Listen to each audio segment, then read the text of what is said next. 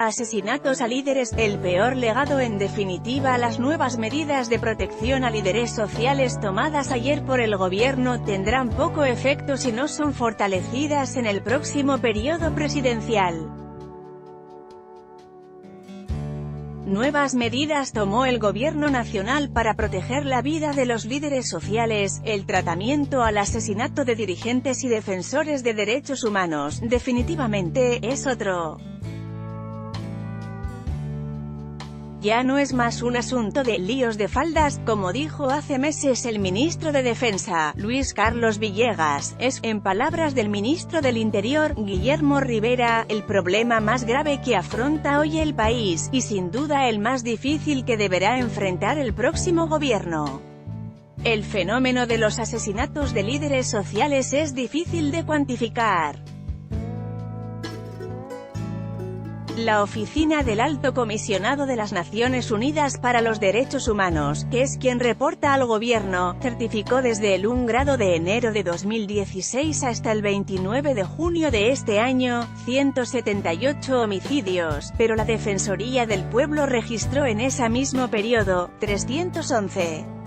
La diferencia en esta estadística se da porque no hay un criterio unificado para definir este tipo de violencia. La Oficina de la ONU utiliza el término de defensor de derechos humanos basada en una resolución propia, la Defensoría, en un criterio supremamente vago que es el de la denuncia, y la Fiscalía está buscando uno más preciso.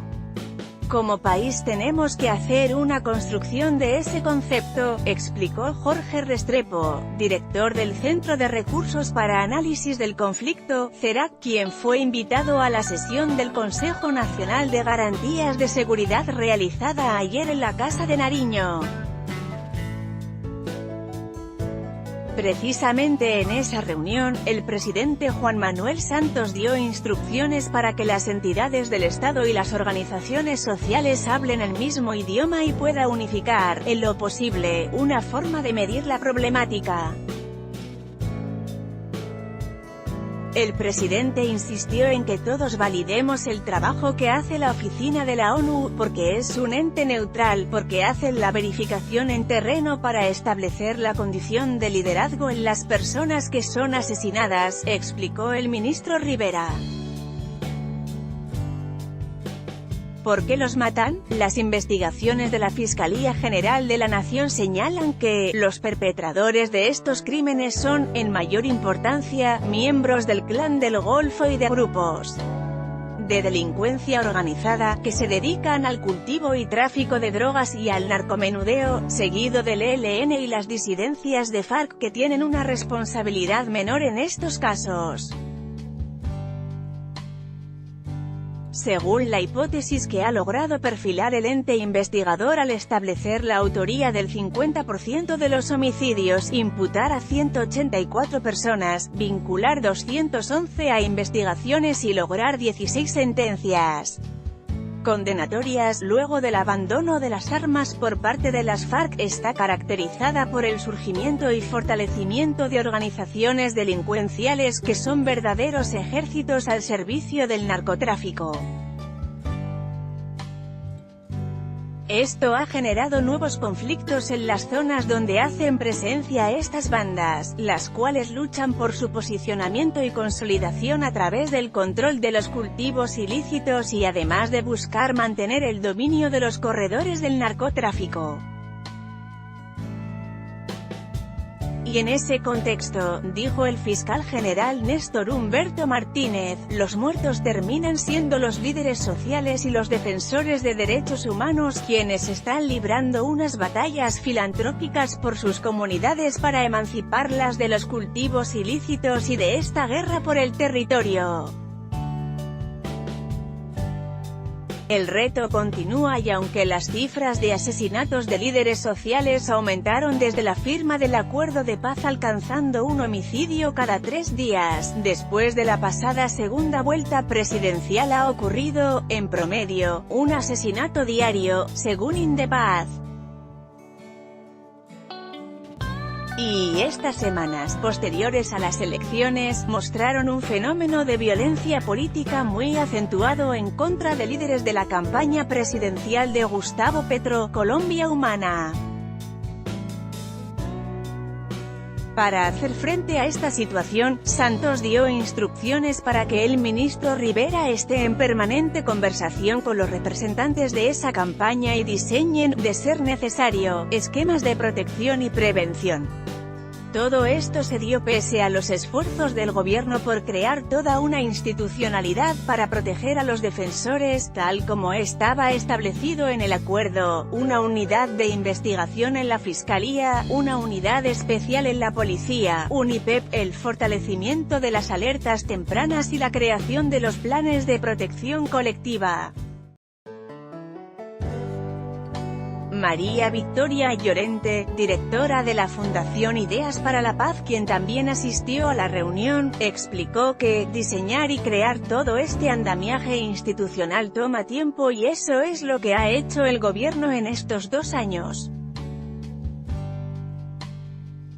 Por eso consideró que es importante que se logre hacer un empalme adecuado, porque esto es un trabajo de largo plazo. Se pueden tomar medidas de choque como las que tomó hoy el presidente, ver claves, pero en realidad frente a este problema se tienen que mantener medidas de largo aliento, porque está ligado a condiciones de seguridad en los territorios. Es así como el presidente Santos dijo, al término de la sesión del Consejo, que espera que la protección de líderes sociales sea una prioridad para el gobierno entrante. Para ello deja herramientas, más allá de las instituciones mencionadas. Por ejemplo, en la Ley de Sometimiento de Bandas Criminales, sancionada el lunes pasado, quedó tipificado el delito de amenaza a los líderes sociales, lo que da más dientes a la Fiscalía para actuar en estos casos y llevar ante la justicia a los responsables. Contexto de la noticia: claves, nuevas medidas de protección. 1. Ampliar las medidas colectivas de seguridad a Corinto, Cáceres, El Bagre, Buenaventura, Quibdó y Tamé. 2. Plan urgente desde defensa en Cauca, Antioquia, norte de Santander, Valle, Risaralda, Nariño, Córdoba y Chocó. 3. Unidades básicas de protección dependientes de las seccionales la policía para esquemas colectivos. 4. Aumentar recursos para que la Unidad Nacional de Protección haga estudios de riesgo colectivos e individuales. 5. Ventanilla única de denuncia en el Ministerio del Interior para la recepción de información sobre amenazas. 6. Sistema de recompensas por toda información que permita identificar a los responsables de los atentados. Informe cifras de los asesinatos contra líderes según Indepaz, el 81,5% de los líderes asesinados eran de organizaciones campesinas o étnicas y juntas de acción comunal. 12,6% de los casos estuvieron relacionados con sustitución o erradicación forzosa de cultivos de coca. El 83,19% de los asesinatos del 2018 se dieron por conflictos de tierra, territorio y recursos naturales. Después de la segunda vuelta presidencial, ha sido asesinado un líder cada día. Los departamentos donde se presentan más homicidios contra líderes son Cauca, Antioquia y norte de Santander.